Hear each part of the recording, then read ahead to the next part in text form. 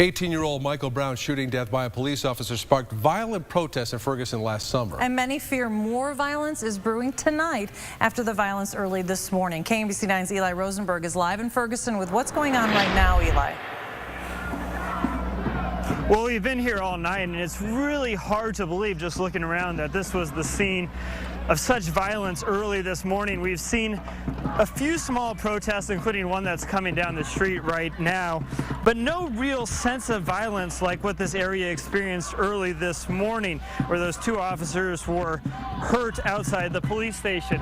Now, this is a group of about 60 people. We saw them a few minutes ago walking one way down the street, and now they're going down the other way. Now, talking to people here in Ferguson since we've been here this afternoon, and there's a real sense that what happened early this morning could mar all that they have worked for since August. And a few minutes ago, we caught up with Benjamin Crump. He's the lawyer for Michael Brown's family. I asked him about the Brown family and the reaction to this morning's shooting. You saw what happened, obviously, early this morning. Any reaction?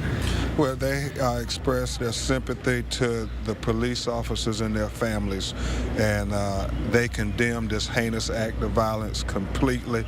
This is not what any of us wanted. Now you can see that protest kind of winding down as they go down the street, about a crowd of about 50.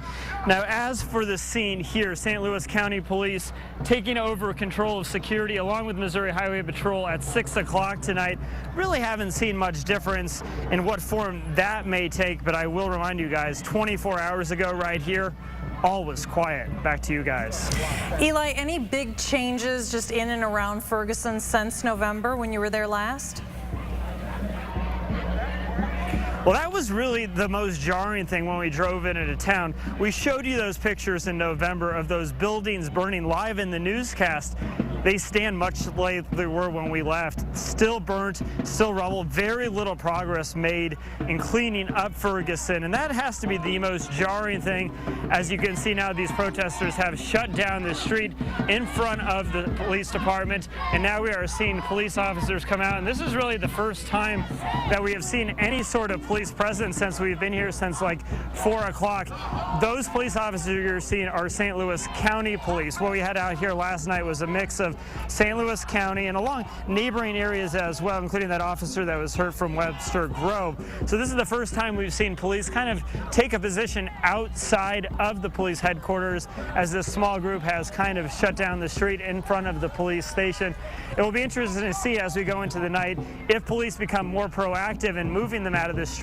Talking to people who were here last night, and there was a little bit of that, but none of the real tension that we saw a few months ago. We'll keep an eye on it. For now, let's send it back to you guys. All right, Eli, and we'll get back to you as soon as we need to.